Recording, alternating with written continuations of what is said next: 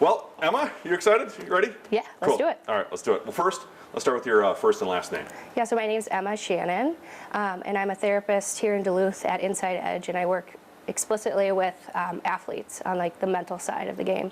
And Emma, I really appreciate you being here. I'm really excited to have this conversation with you all today. First, can you tell me more about your background and what you do at Inside Edge and who you help? Yeah, sure. So I have a master's in social work, and I'm a licensed clinical social worker.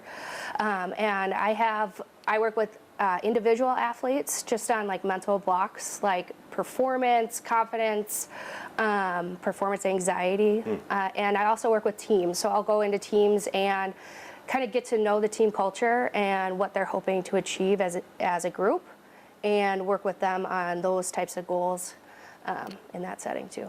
And I'm really looking forward to this conversation today because I'm taking on Grandma's Marathon as my first ever marathon. I've done the Haff like 10 years ago.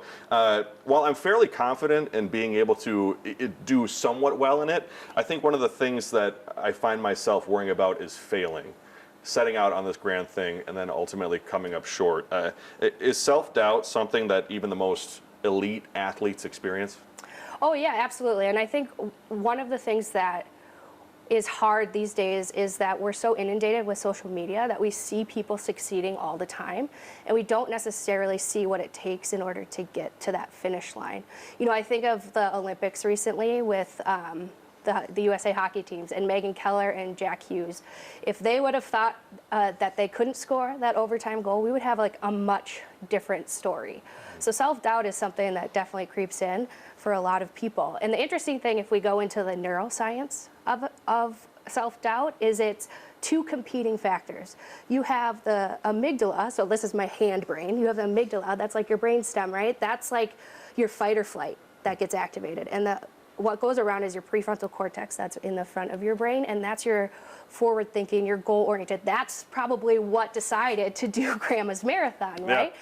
But as you're going through the process, things are difficult. And when we're presented with a challenge, our amygdala gets fired up and sees it as a threat. What the difference is we can't tell the difference between a physical threat and just a threat like a big goal. So our body doesn't know the difference, and that's when self-doubt starts to creep in. We start to look for reasons why I couldn't, why I might not be able to do this thing. And why do you think, from your experience, why do people, you know, myself included in that group, often talk themselves out of even trying something new? It's like, I would love to take up knitting or crocheting or something totally. like that. But you go, you know, that takes a lot of effort. I don't think I'd be good at it. Why do you think we stop ourselves from even starting or trying? Yeah, this is actually super interesting, Ryan. One of my, I work on this a lot, and it's interesting because it's the stories that we tell ourselves. It's something that's been developed over time, and it becomes an unconscious story inside ourselves that we start to weigh everything to. It's from feedback from other people. It's from data of other things that we've accomplished. It's from, you know, so peers telling you like what you're good at, what you could be better at, that type of thing. And when we measure up a big goal against the self-beliefs, sometimes we call them like self-limiting beliefs, an unconscious process starts. And it says, this does not compute. No, we are not in that category, so we need to abort mission, right? And one of the things that I work with athletes a lot on is to become aware of those self-limiting beliefs, because it's such an unconscious process that it does sometimes take like a third party or a neutral party to be like, oh, wait a second, I'm hearing that you have this story about yourself, that you are not a marathon runner. And how could we reframe that? And there's this really powerful word, and it's so simple, but it's yet, right? So maybe your story is that you're not a marathon runner, but if we can reflect on that and say, I'm not a marathon runner yet, that leaves the possibilities and allows for room for you to develop that new story. Leave the door open a little bit. Yeah, definitely. And when it comes to that self-doubt, you touched on it there, how harsh can our own voices be to our own well-being? Oh my goodness, our internal voices are so much harsher than anything even the external world would ever present to us. But again, that goes back to that your brain's searching for threats, right? It's if you don't finish this marathon, you're taking it as a moral failure, right? A threat to your identity. And as human beings, our ancestors needed to be part of groups, right? So if there was a moral failing within the group, you had to leave the group and you might not survive. So our brains are still doing that, even though that's not the issue right now. And it's seeing this thing as a moral threat. So if we can untangle identity from accomplishment and instead see failure as data, the accomplishment becomes much easier to make. And what role does confidence play when it comes to overcoming these thoughts in our head? Where does confidence come from within ourselves? So confidence is one of the things that I talk a lot about with teams, particularly, is confidence is, we think it's a destination, but it's not necessarily a destination. It's something that comes and goes and that we visit often, just like happiness comes and goes, anger comes and goes, all those types of things. But confidence is built through self-efficacy. And the self-efficacy is your belief in your ability to do something hard, right? A marathon is hard. And your belief in being able to do it can build confidence. Reps, so like the amount of training that you're doing and that you complete successfully, equals more confidence. Every time you're able to complete something that's a little bit hard, your self-efficacy, your belief in your ability to accomplish a task increases. And that's how we build confidence. And we have to remember too that every day you're not gonna feel confident. Right. But if you're able to still do whatever it is you need to do, that will build your self-efficacy. It's doing the hard things even scared.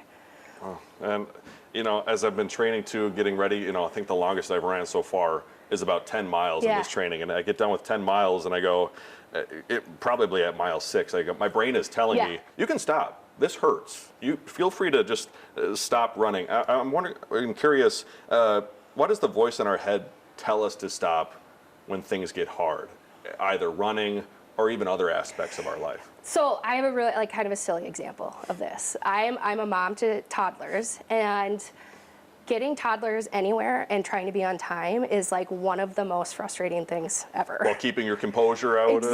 Exactly. And what my brain starts to do is my prefrontal cortex, my forward thinking, that knows toddlers are slow, that knows that mile 6 is hard, that understands that running a marathon is going to be difficult and there's going to be difficult things along the way, gets turned off because I'm activated. My heart rate's going really fast. My hands might be getting sweaty. All those things are going on. So I can't access that prefrontal cortex. And what I need to do, and maybe on the runs too, is to remind myself that, hold on a second, like this isn't an emergency, right? Yeah. Like we will get there when we get there. And it's not an emergency. And what that signals to your body is that there isn't a physical threat.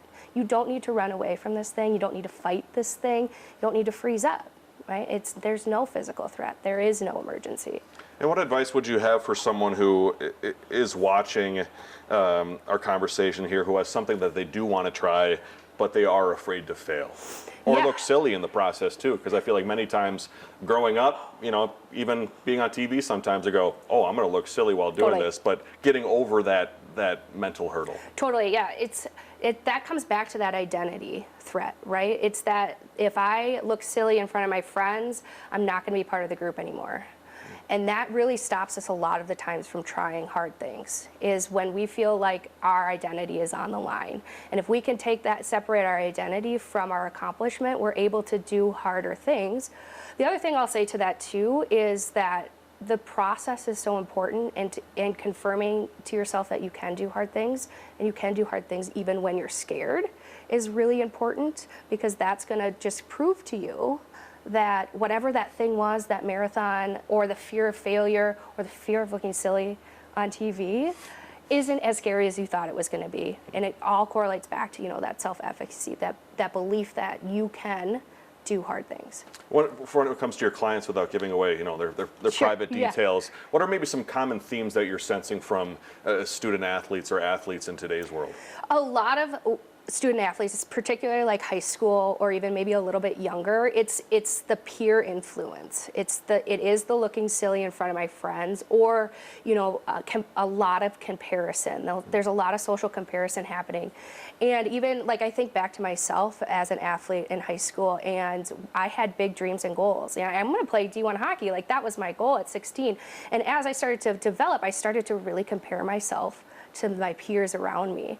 And I started writing that self-limiting belief. I'm not as good as these girls, so I'm not going to be able to make it.